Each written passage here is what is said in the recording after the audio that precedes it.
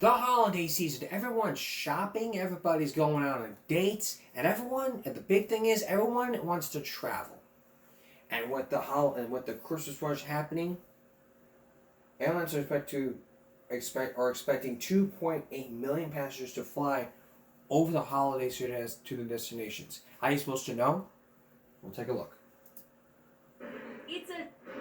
It's a sea of humanity. They're packed in at Boston's Logan Airport, and the line to check a bag in Oakland goes on and on and on. Today is the busiest travel day of the year, with a record 49,000 flights in the air.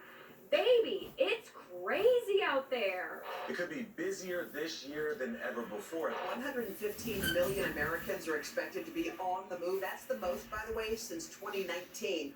I'm Lisa Guerrero at Los Angeles International Airport, where the Christmas rush is in full force. TSA is expecting 2 million passengers to fly in and out of LAX over the next 2 weeks. And airlines are doing their best to prevent a disaster like last year.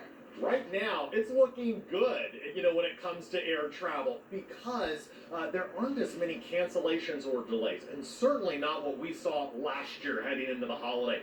So for those flying, it may be smooth sailing. Rainstorms in Southern California have caused havoc for drivers, and the storm is moving east. Through Sunday, spots like Phoenix could see a month's worth of rain. So if you're one of the 104 million people driving to their holiday destination, check the forecast.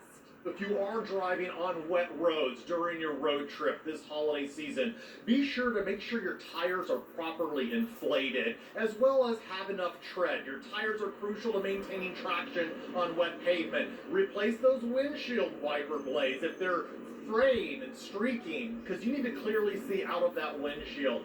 Packing for your getaway is always a challenge, so we've got some tips. I love that. You've never seen a plastic glove used like this as a carrying case for toothbrushes. And you're just gonna roll it up, just like that, and put it right in the suitcase. Another holiday packing hack, use a shoe organizer, but not for shoes. You're gonna roll it up and put it right in the suitcase. Tips to help you survive this year's record Christmas travel rush. Voila! There you go. No messing around. You follow his holiday tips, and maybe then that's right, you can be flying smooth sailing.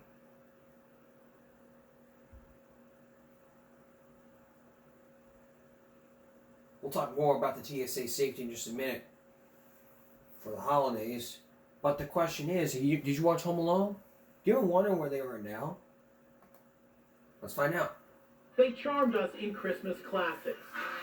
So where are these child stars today?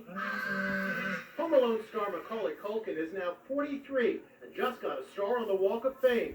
His wife and 2 sons helped him celebrate. But what about his big sister from the movie? You're completely helpless. Everyone has to do everything for you. Actress Hilary Wolf is all grown up. She retired from acting to become a junior world judo champion, competing in 2 Olympics. Her 2 sons love Home Alone. So we actually got to see it in the theater, and it was really cool just to watch them. They were laughing hysterically. And remember Home Alone's mean big brother? Don't you know how to knock phlegm wad? Today, things aren't going so well for actor Devin Ratray. He's awaiting trial for allegedly attacking his girlfriend. He's pleaded not guilty. On a lighter note, who doesn't love National Lampoon's Christmas Vacation? Remember cousin Ruby Sue? We caught up with Ellen Latson, who's still gushing about working with Chevy Chase. Good idea you came to stay with us, isn't it? I love it here. You don't gotta put on your coat to go to the bathroom, and your house is always parked in the same place. It was really a thrill at almost 9 years old to be seated across from Chevy and to have our special one-on-one scene. Hey guys. Latson is a new mom and records cameo videos for fans. And whatever happened to the adorable little girl in Love Actually? All I want for Christmas is you. Here's 31-year-old Olivia Olson today, still singing Mariah's holiday hit. All I want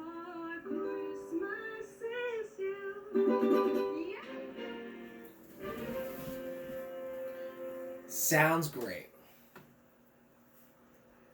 Now we all know what happened. Now we all know what happened to the stars of Home Alone and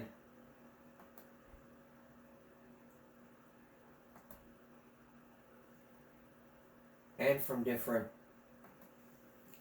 time periods.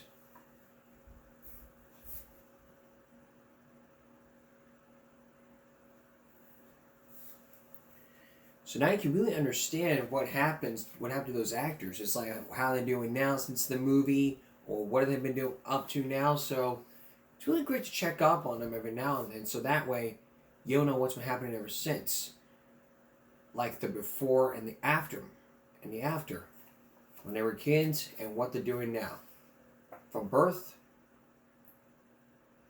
to granny. Or birth to, I'm not sure.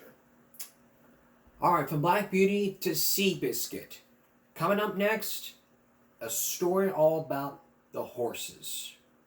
Stay with us. And also, and a bit later on, a two-part report about a man who caused an accident and was sentenced to jail. You'll hear his side of the story along with the victims. Stay with us. From Black Beauty to Seabiscuit. Horses have had a very special place in our hearts. And also from the animated movie Spirit. Or from a TV series, The Saddle Club. The Adventures of This and This. I can't remember the name, but I remember the theme song to it. But you're about to hear a story that may not have a happy ending to these precious animals. Here's Keith Morrison.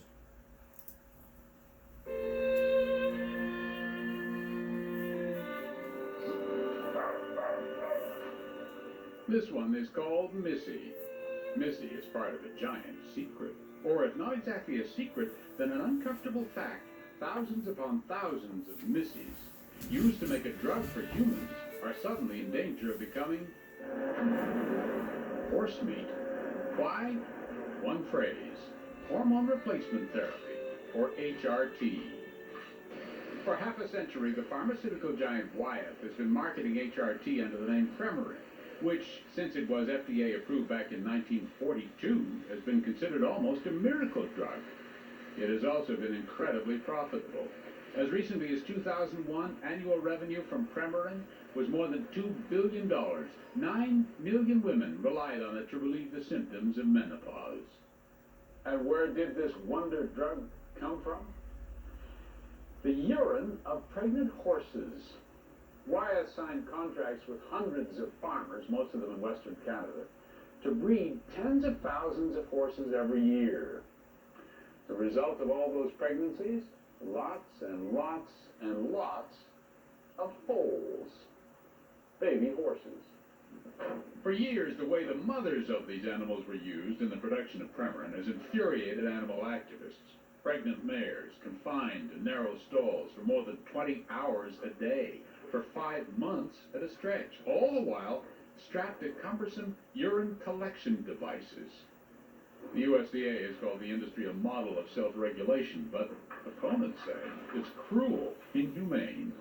That, to me, is nothing short of torture. It's subtle torture, but it's still torture. Dr. Ray Kelasami is a gynecologist and horse advocate. Horses evolved through millennia in wide open spaces. They're not animals that should be subjugated to factory farming conditions. And what of the foals, the byproduct of these Premarin farms? They are usually sent to auction, along with those mothers whose production has waned. They can be bought for recreational use, or, as often happens, purchased by what are called killer buyers, who send them to feedlots to be fattened up for slaughter. Horse meat sells well in Europe and Japan. That is how it's been for half a century, perhaps 1 million horses giving their lives for Premarin. Then, in July 2002, a completely unexpected announcement changed everything. The decision about whether to take hormone replacement medicine seems to be getting harder all the time. a portion of the Women's Health Initiative tested the effectiveness and safety of hormone replacement therapy. That portion of the study was halted when the women taking Premarin-type medication were found to be suffering from higher rates of heart attack, blood clots, breast cancer, and dementia. Independent of that, Wyeth began marketing a lower dose version of Premarin-type drugs. The demand for Premarin products dropped dramatically. By the end of 2003, Wyeth canceled the contracts of more than half the Premarin farmers. The amount of horses needed went from 40,000 to 20,000 overnight. With the stroke of a pen, thousands of once productive horses became a huge drain on the ranchers' time and effort. These are pregnant horses now, and the only place that they're going is towards feedlots and from there to slaughter. The drug company is taking steps to help, despite the immense losses it's incurred as a result of the decline in the sale of Premarin-type drugs. Wyeth has set up a $3.7 million trust fund to help transport the horses to recreational auctions and to equine rescues like this one, and also to help compensate farmers who agreeing to keep their horses or find new homes for them, rather than accept the immediate cash they could earn by sending the horses off to slaughter instead. If we look at 3.7 or whatever million, it's drop in the bucket. They have chosen to do the minimum. They might say $3.7 million is not exactly minimum. You know, they're throwing a fair amount of money at this problem. Well, let's put that into perspective. Wyeth has been making billions from this industry. Wyeth declined an on-camera interview, but in a statement told Dateline it is committed to the care and treatment of the horses, and says it has acted quickly and responsibly to ease the transition for the affected ranches and their animals, providing increased funding and assistance to help ranchers have a broader access to other productive markets for their horses, including professional ranches, riding stables, and show programs. But Dr. Kalasami says that simply isn't realistic. There's no homes for that many. So what's the solution? The solution so far has been slaughter. There are those, I'm sure, who would say, come on, these horses were bred for a purpose, to provide medicine for humans that we at least thought was what they needed. And it's like a cow or any other animal. We often kill them and eat them. That's what we do with them. Yes, and the one difference is that horses are thought of as being an in-between between livestock animals and domestic animals, second only to dogs and cats in the minds of most of the population. There's good, guys. There we go. Helen Meredith agrees. She has been working for years to find homes for Premarin horses and their foals. This mare here, she is one of the foals that we brought down from Canada. It's an expensive process, buying one truckload of Premarin horses at a time, bringing them down to be adopted. And she says she is never, ever able to save enough of them.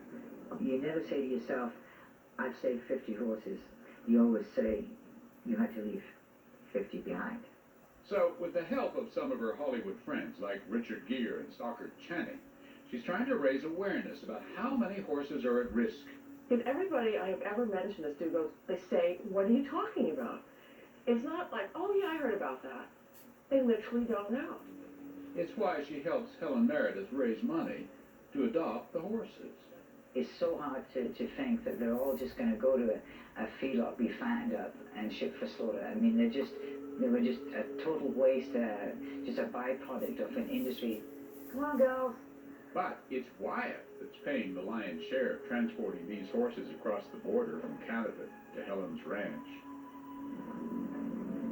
And Missy, what of her?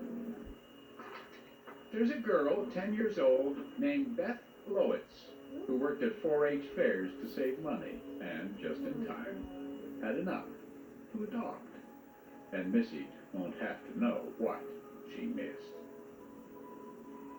If you'd like to learn more about these horses, visit our website. The address is dateline.msnbc.com. Wow. We can all learn a lot from this story because these horses have a place in our hearts whenever you look at it from a perspective or from logic. And we can't look at logic either way. Come up next, this person caused a crash and he was sent to jail. But was it a failed trial? You'll hear both sides of the story from the victims and the person who caused the crash, which he's in jail. Stay with us. 2 key questions. How did it happen? And who was at fault? If you've been part of a car accident investigation and heard those 2 questions, you have to answer those questions as a car investigator. But suddenly, the system could not have been more, I don't know what the right word for it, could not have more common sense. Tonight, the story about a car accident that led to the system deciding what to do. You'll hear both sides from the prisoner, and you hear both the other side from the victims. Here's Mike Taibbi.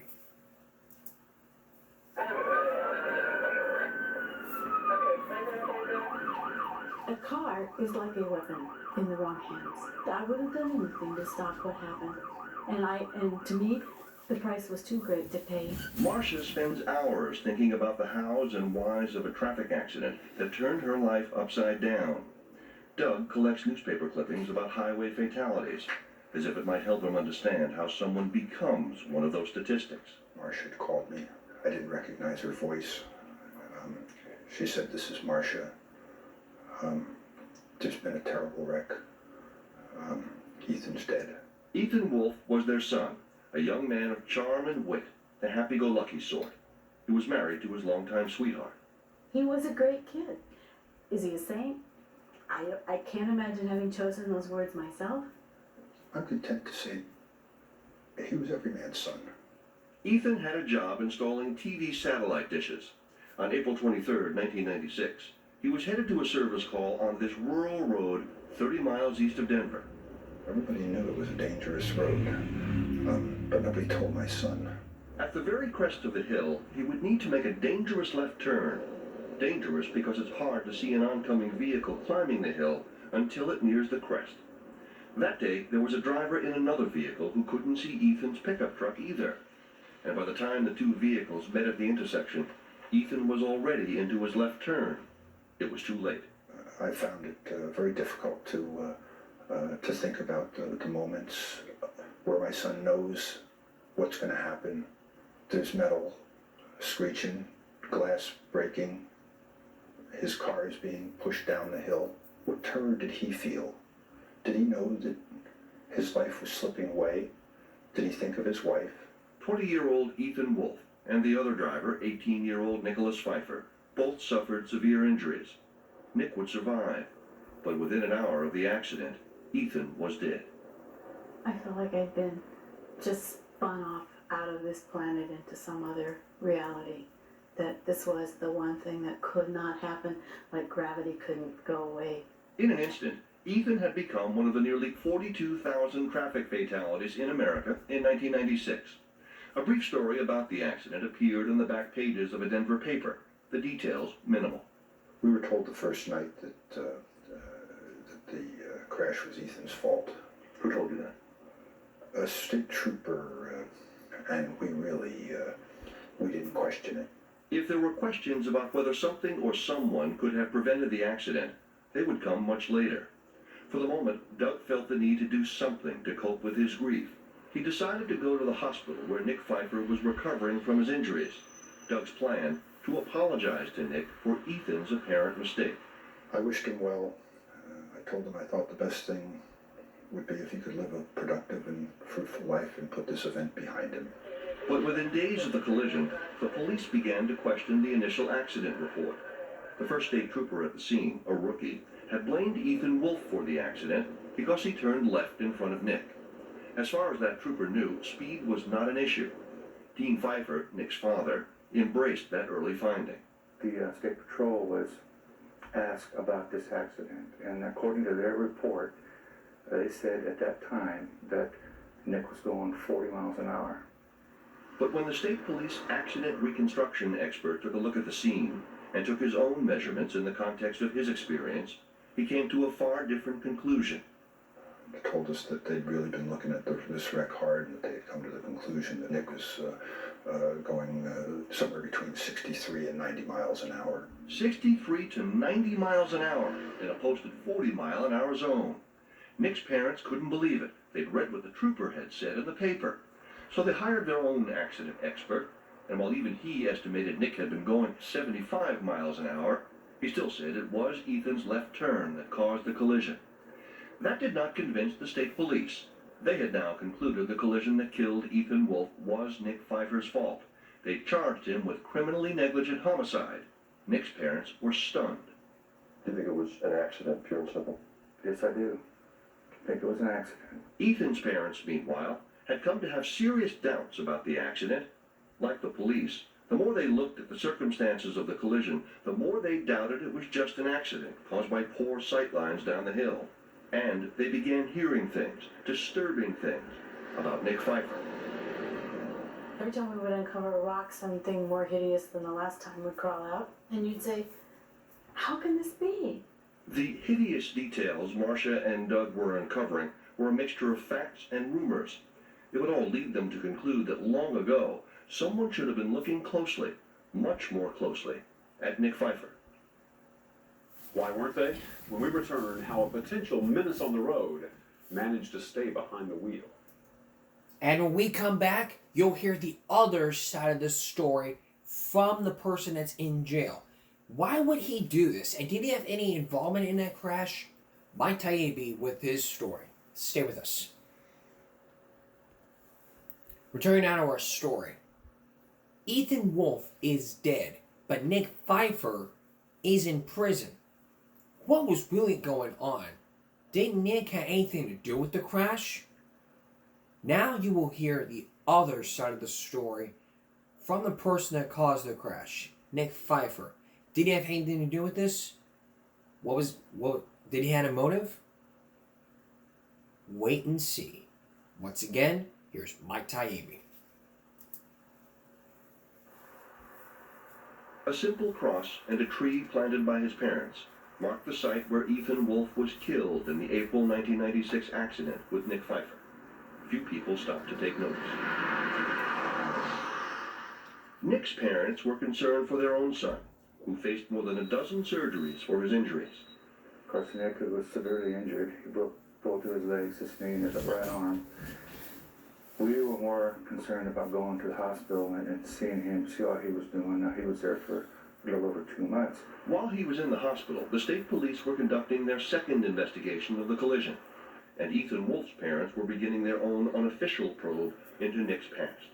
I went and got his motor vehicle's driver's license record. It's not an egregious record. It's not an aggravated record when you look at the driver's driving record alone. But Doug discovered there was a second record buried in courthouse and police station files that gave a far more comprehensive picture of Nick Pfeiffer's driving history. Local law enforcement already knew pieces of that history because, as in the case of former Elbert County Sheriff Jack Knauss, they knew Nick.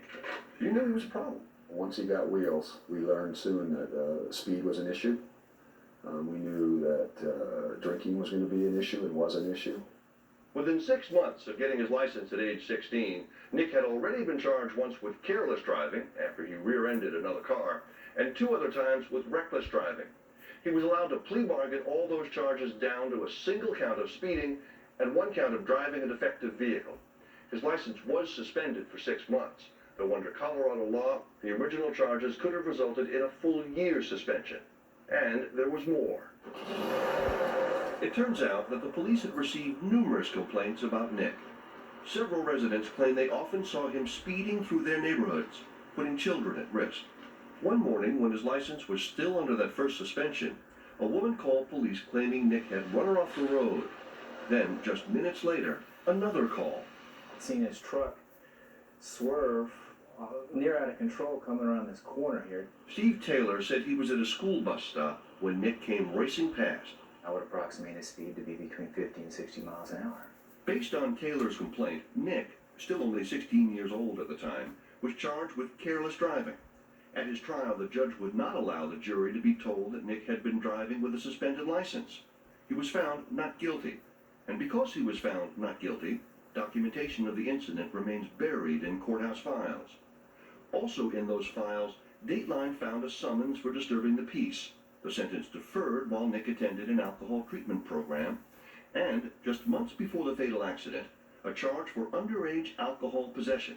But that case was dismissed because the original summons was lost. Now, is that something in the system?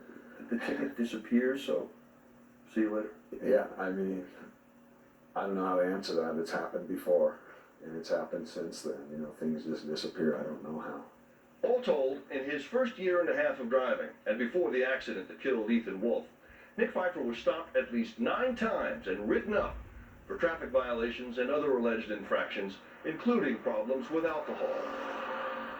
And even after the accident, while awaiting trial for killing Ethan, Nick was allowed to keep his license, to keep driving, and to keep getting into trouble. We'd see him, we'd stop him, and we would stop him just because we could always find some type of probable cause. To see him, is he smoking dope today? I don't know. Is he drinking? I don't know. A lot of times he was not, you know, but I'm just saying that there was times he was. And when he was charged. Charged, but rarely convicted.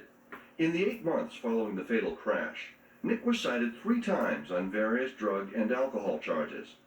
One case of cocaine possession was dismissed because the police seized the drugs improperly. In a second case, a marijuana possession charge was dismissed after he pled guilty to a lesser charge of possession of drug paraphernalia. A third case, and the only one to be added to his driving record, resulted in a guilty plea for illegal alcohol possession. Nick Pfeiffer was one of the people who just caught the break, I guess, in the system itself. Was that it? Just catching a break and slipping through the cracks?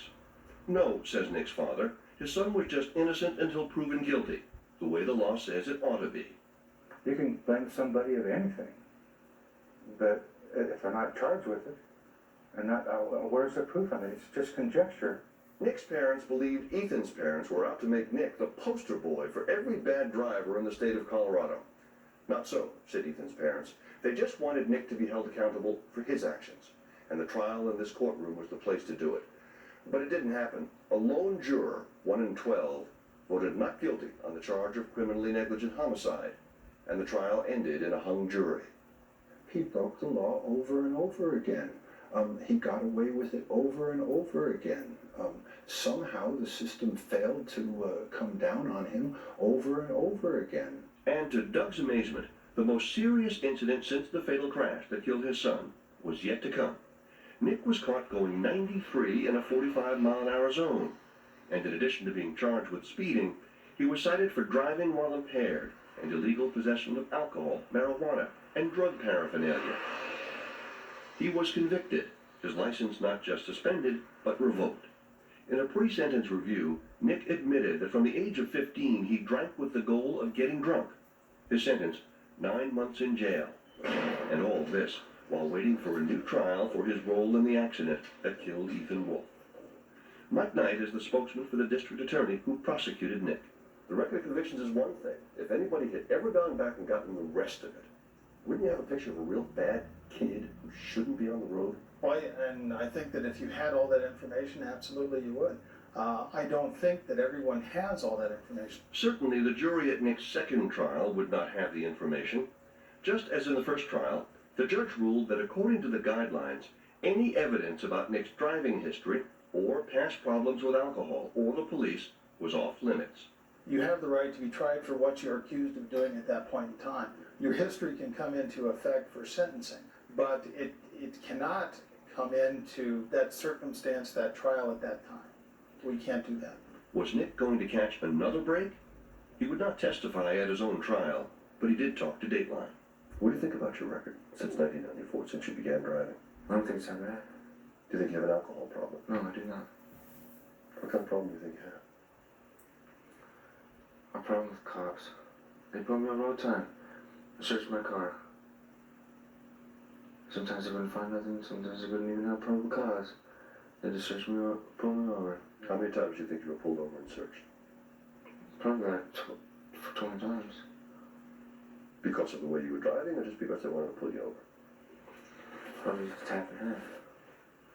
At the trial, the judge would not allow the jury to hear about the friends of Nick's interviewed by the police.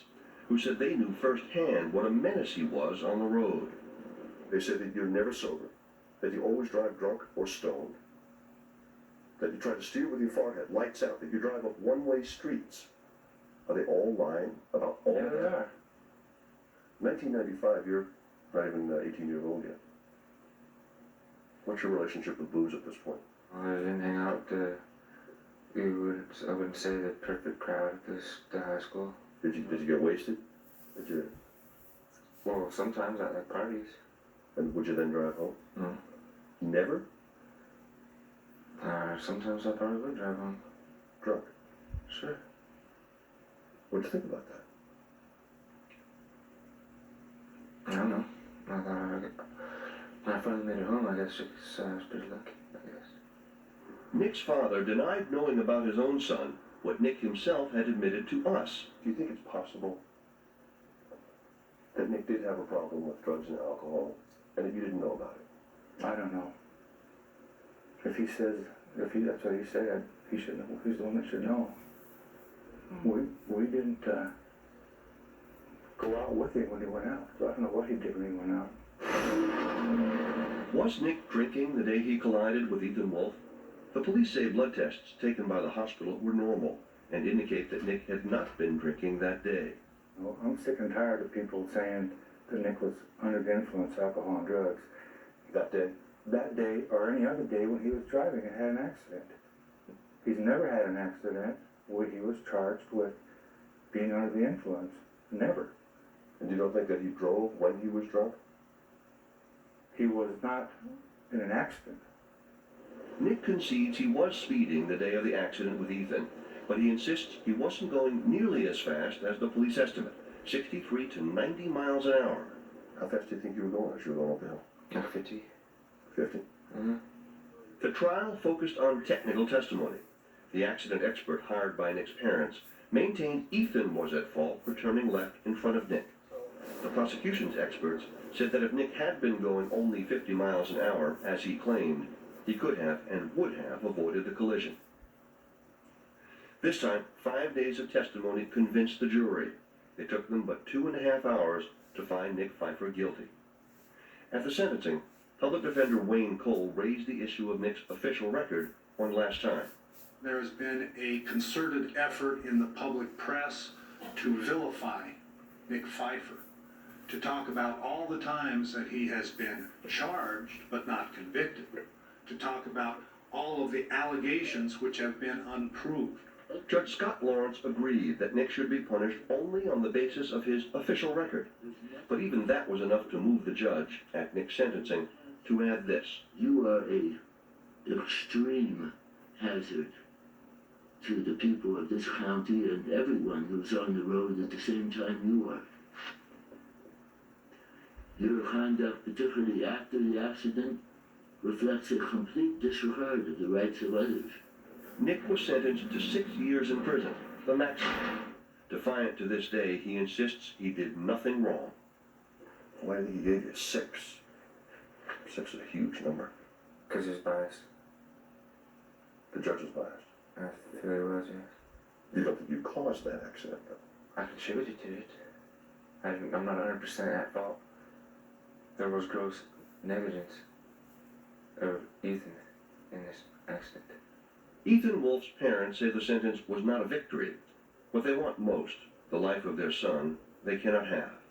And what they wanted from Nick Pfeiffer, they did not get. I would like to hear him say to me someday that he understands what he did and he truly has changed. Marcia believes, too, that the system which allowed Nick to continue driving also needs to change. And she's not alone in that belief. And if Ethan's parents have pointed to you, and they point to the judge in this courtroom, and they point to the cops in the past who dropped a charge, and the prosecutors who dropped a charge down in a plea bargain and said, you won't share responsibility for this. Do you accept that responsibility?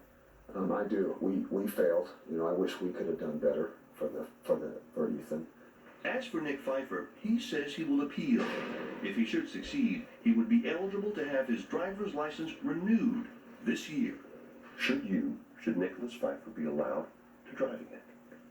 Yeah. Right away. No questions asked. Yeah. Nick Pfeiffer wasn't the only young adult with a bad driving record to be in an accident that killed someone that year. Federal statistics show 8,000 drivers between the ages of 15 and 20 were involved in fatal accidents in 1996. Nearly a fourth of those drivers had been convicted at least once of either speeding or driving while intoxicated, and 10% had had their licenses suspended or revoked at some time before the accidents. Okay. We need to raise some common sense.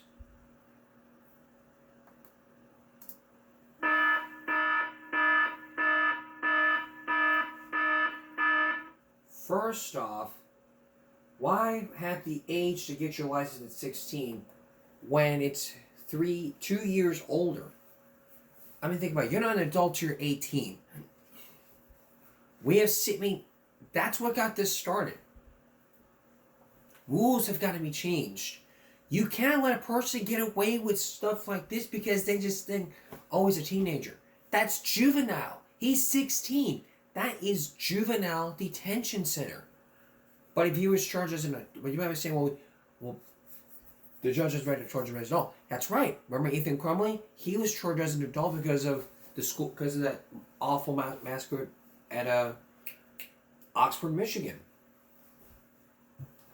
We need to change the rules and the laws here. You don't get your license at 16, take your test at 16, wait 2 years, and when you become 18, you get your license. But if you take the test early, a year earlier, you have to wait a year before, you have to wait till the 18th birthday. So, okay, if you're 16, you can qualify to go to take driver's ed.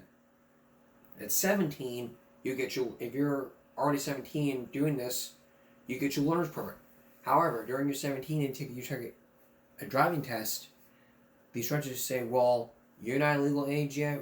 You're going to, when's your birthday? Okay, so if it's your birthday, you got to wait this month, that month, or a few weeks until that time, and you come back and see us. I mean, that piece of paper which says that, you go to the DMV and they say this and this and this, and there you go. That's the answer. Rules and laws have got to be changed. If we can't do this, we're going to have another accident in our hands and another story to talk about. So the bottom line here is, let's all drive safe. And no drinking and driving. That's what causes all these accidents. People just sit there and drink and drive.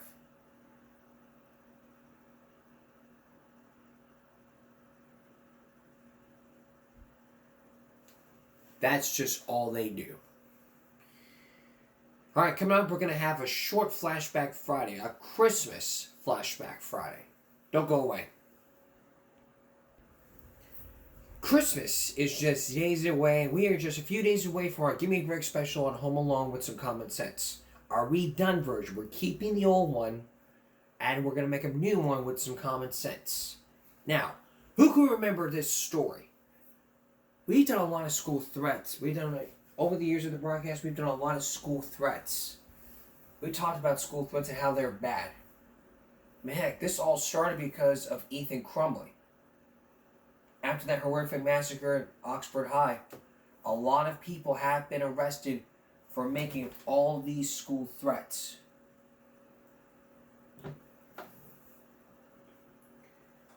A lot of people, they were sent to jail, they were sent to juvie. We'll focus on Don Bonhart in just a minute. But who remembers this story? After a threat that happened in this state, a prosecutor said, we need to make parents pay. And when I heard this, I'm like, yes, there's some common sense being raised.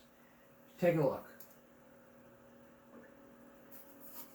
Talk to your kids and said, don't you dare make me pay for something so stupid as this. Macomb County Prosecutor Pete Lucido says he's prosecuted 50 school threats this year, a 50% increase from last year.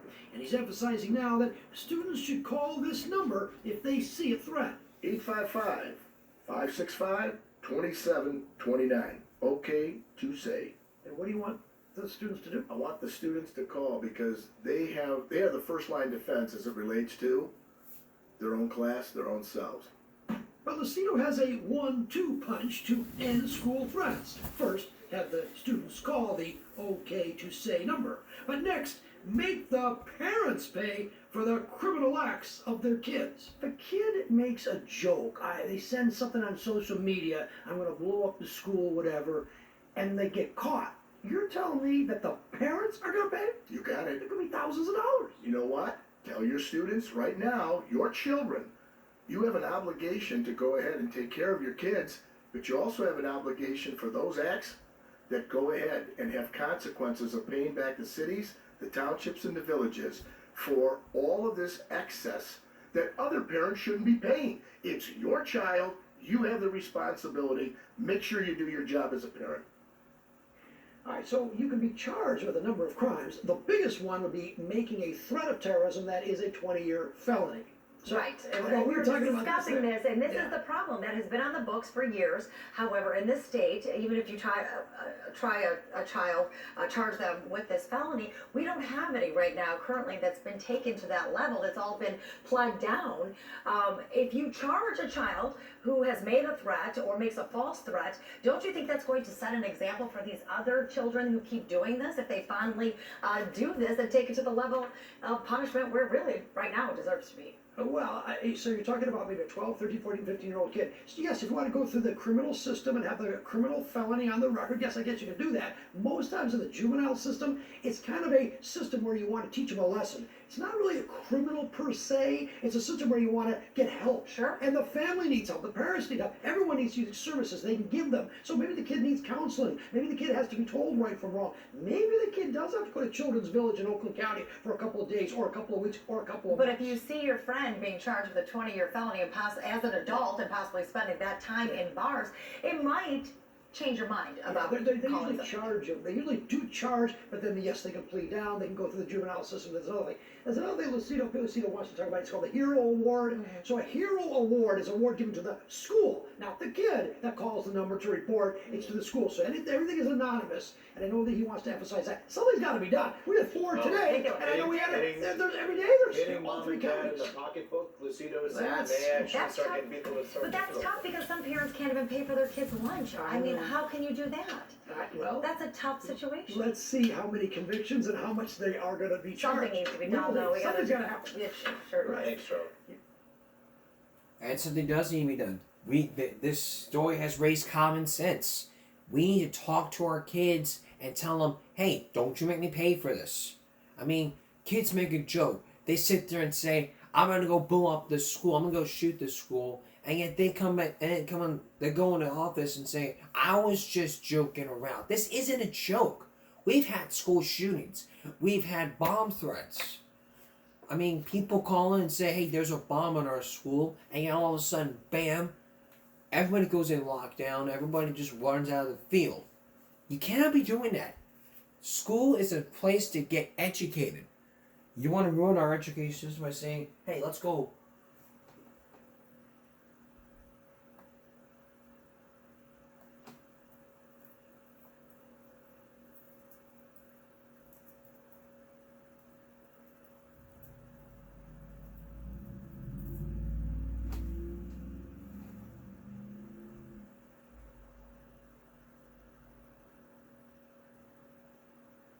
And here's one you might remember.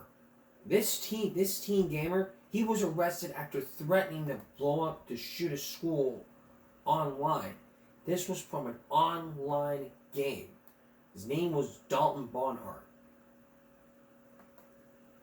I, Dalton Barnhart, Listen. I, Dalton Barnhart, vow to bring my father's M15 to school and kill 7 people. And Falcon Warrior 920. Who's that? Okay. Go ahead and turn around. Put your hands on your back. He's under arrest currently for making a threat to cause a mass shooting / act of terrorism. Cause a mass shooting? He made a statement, a threat, a written threat to plan to carry out a mass shooting. But he's just a little kid playing a video game. And all these kids keep getting arrested. And that's why the FBI and the local law enforcement is spending so much time, because how do we know he's not going to be the kid from Parkland? He's not going to be the next kid, the kid that shot up Sandy Hook. We don't know that. So when people draw the attention to you by making these statements as they may be jokes, I mean, I wouldn't expect the kid to go, yeah, I'm dead serious, I'm going to go shoot everybody up. No, when they're caught, it's a joke. I didn't mean it, it's a joke. That's when you're caught. But these games, these kids say stuff like that all the time. It is a joke to them. It's a game. Guess what? It's so Guess what? wrong. My time I hate in law that game. enforcement is spent doing is arresting these kids for making these statements all the time, and for stopping acts too as well. Okay. So that's what our job is to make contact, because these kids think it is a game or a joke, so they go ahead and make these comments. But it's just a comment. So how is there an There's arrest? a Florida state statute that says you cannot make a written threat to cause a mass shooting, act, or kill or harm anybody else. Legislature has chosen to Well, do he didn't that. cause or act or do anything though. He made the statement too. The written statement. It's a written statement. It's a written threat to kill or to make a mass shooting or act of terror. So if I get on there and say I pledge ISIS and I'm going to blow everybody up, that's the same charge as, you know what, man, I'm fed up. I'm going to go to school tomorrow and shoot up my school. So he'll be going to DJJ, What's that? the juvenile jail. He'll be placed in there for several days, and we're going to go from there. The charge is a felony. It might be a second or third degree. I have to double check, because a written threat to harm somebody is a third degree felony. Second degree is when you involve a mass shooting at school or an act of He's a terrorism. little boy. He didn't do anything wrong. Yes, he's 15, but he's still a little boy, and he's not one of the crazy people out there doing stuff. Okay, well, he did what he did. Yeah, but he shouldn't be treated as though he is a terrorist or something because he made a silly statement on a stupid video game. In a world where schools and kids are going to school learning, they're getting shot and killed because people... I understand that, but at the same token, I mean, you have to look at things case by case too. I mean, he's not that person. Do you own a gun? I have a gun, yes. Okay, so he has hands and feet. He can grab your gun and go do something. He would never do anything like that anyway. We don't know. We don't know if... No, but I know. And I know. Most parents have it, ma'am. We're going to take him. He's going to go to our operations center, and we will go from there. But this is where we're at. This is the world we live in, where people think it's funny to say, I'm going to go kill people at school. Well, he's not people. He's a child. Okay? There's a difference. He's playing a video game and he's a boy. And that's why he'll be charged as a juvenile. Fortunately, these days and age, this is what happens. Kids get on these things and they say this, and parents say, it's not my son, and then it might not be your son, but I know it's unfortunately, not my son. somebody's son does, and then this is the world we're in, where kids are getting shot at school where they're trying to learn, and I kids are getting understand that. shot I and killed. understand that. I understand Unfortunately, that. we can't take risks, and we can't say, all right, we trust that this one guy's not going to do it, and then it happens, and then we say, well, we had the chance Yeah, to but stop I'm it. telling you right now, this is not my son. My son and I are like this, and it's just us husband, and it's not my son. He's a little boy still. It's a Playing situation, a stupid game, and he I happens know to you're be emotional. just high intellect and smart mouth. Well, that's And what you know got him what? caught up. The grown-ups on these games goad them into these things, which is what happened. You need a roof over your head, food, and water. He doesn't need the game. Just That's right, he doesn't. You should take those away, because these adults that are influencing may have done that in the past, but guess what? They're not in trouble today. He is, because he made those statements. We can't put on what they've said in the past to give him justification why he said what he said, ma'am. He made the charge. He's going to face the consequences. Right? Let's go. Thank you. Man, drive your first, I need your last name. Alright.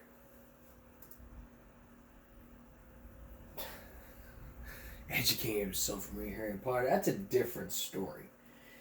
But yeah, you see, if the state of Florida says you cannot... Let's repeat this.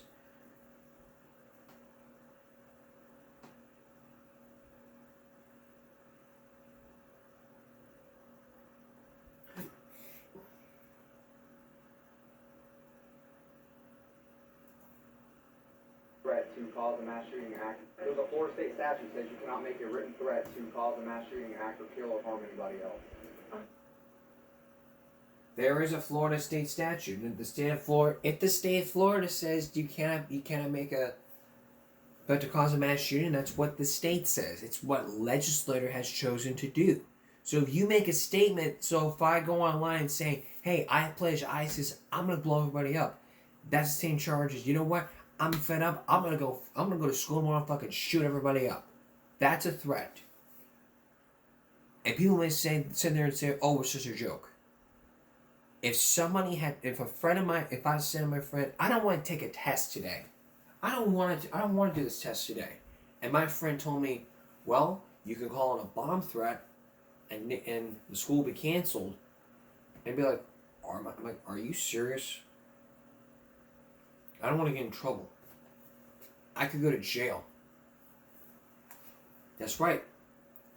If you do that at the age of 16, you can be charged as a juvenile for doing these kinds of threats. And we have to understand that we have to understand we can't put on what they did in the past. It's just basically because of the fact that all these kids are just sitting there making jokes. Parents, you need to talk to your kids about this. This is very serious. If you do not talk to your kids about the stuff that's going on, then they're going to go on the internet one day and on social media and start doing these things. Because you as a parent decide not to focus on what their children post. Follow your child on social media and watch what they post. Talk to your child. If you talk to your child, they'll know. That's race of common sense. Coming up on final break, the magical draft. Stay with us. 2 days ago, we did a viral break about Make Me Mad 35. That's him. He had his own use of videos.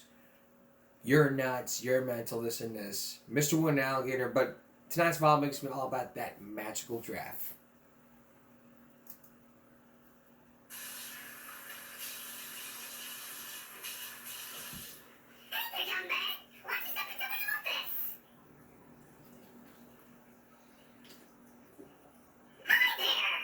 Mom, there's a giraffe in the shower! I can make your wildest dreams come true! Mom, a fucking giraffe! Dang it! I'm not just any giraffe. I'm a magical giraffe. I can grant you wishes! Oh crap, she must have left a worker.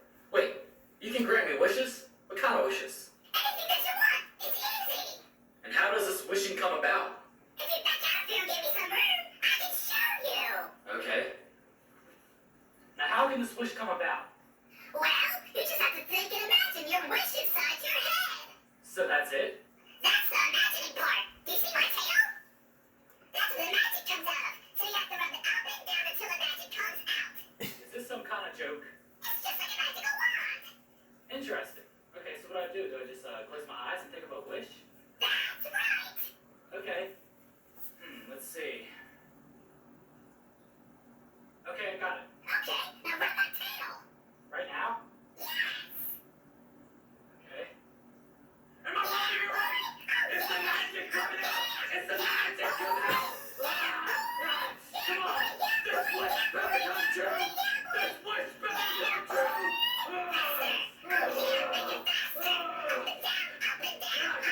Jerking off. Oh, I gotta go to the bathroom! Oh boy, this is super exciting.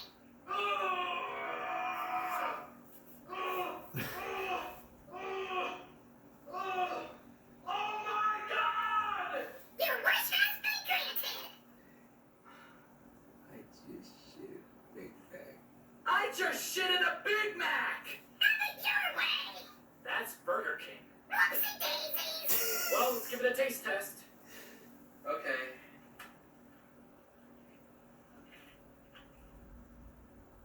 Here it goes.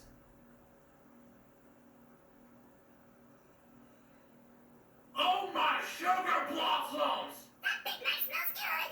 It's fucking delicious! It's fucking delicious! Hooray for Big Mac shit. It came out of my ass and it's amazing! Now! Yeah, boy. I gotta go tell my mom. I gotta tell my mom. Mama, guess what? Take a guess. No, but you're close. No. A magical drop has given me the ability to ship Big Macs. I know, isn't it great? Yes, it does come with Big Mac sauce. A celebration? All right. Can we bring Grandma and Grandpa my black friends? You're right. Jerome does love Graham sugar cookies. I'm so excited. Can you imagine? I can open my own franchise Big Mac Shack. some Big Macs. Well, hang on, let me get to the bathroom. I'm shitting the Big Macs, boy. Would you like some extra sauce with that?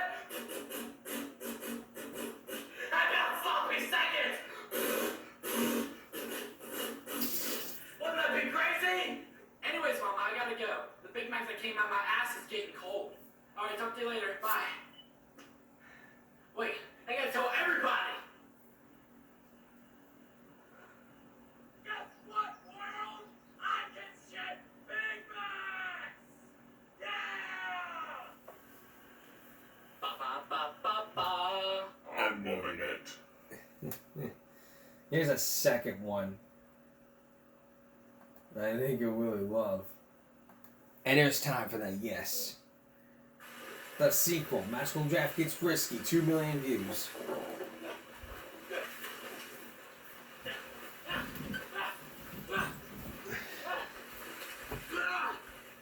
Crap! If I keep this up, I won't be able to compete in the Olympics. Whoa there, sexy boy! Where the fuck did you come from? I'm a talking stuffed giraffe. I can do whatever I want.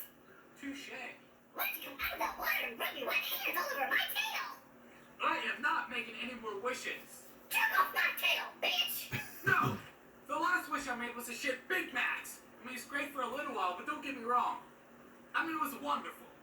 But it gets annoying shoving a greasy burger from my asshole. Hooray for Big Mac shit! No, not hooray. I won't stop. What's more, my friends are freeloaders. And we don't even got to eat anymore. You know what I get to do? Shit in their fucking hands. Well, you can't reverse a wish. I know. That's why I don't want to get screwed again. I'm your magical giraffe, and I command you to rub my tail. No, you can't make me. I wouldn't be so sure about that. Oh, what? Is the stuffed giraffe actually threatening me? Giraffe, bitch!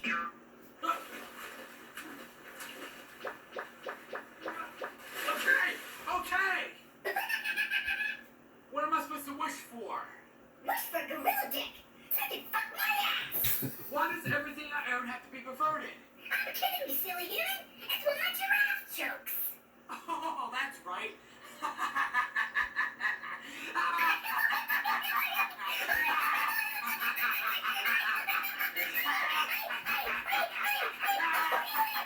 What the fuck?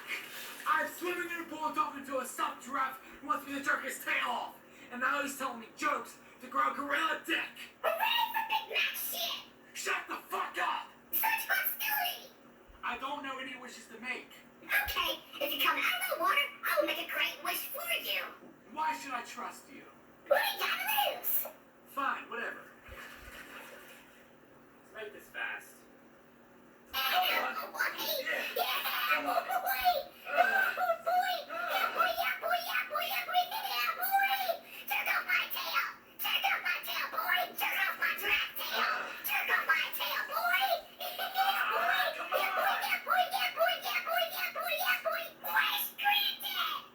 There, do you feel better now? Now with my whip.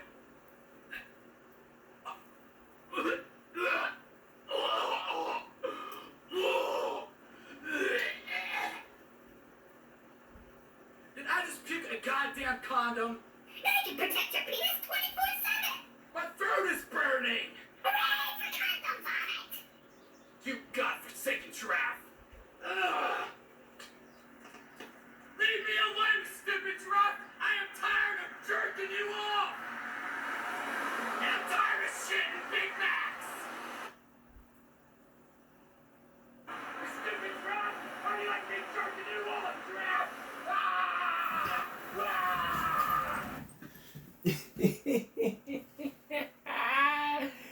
That's funny, man. Jerk off. That's all this is. Give me a break Friday going to Saturday. We'll see you again for Get Break Saturday. For all of us here at YouTube, and give me a break. Stop bullying. Speaking of concentration, not strength. No jaywalking your body, your choice. Don't be jerking off with the draft. And have a great night.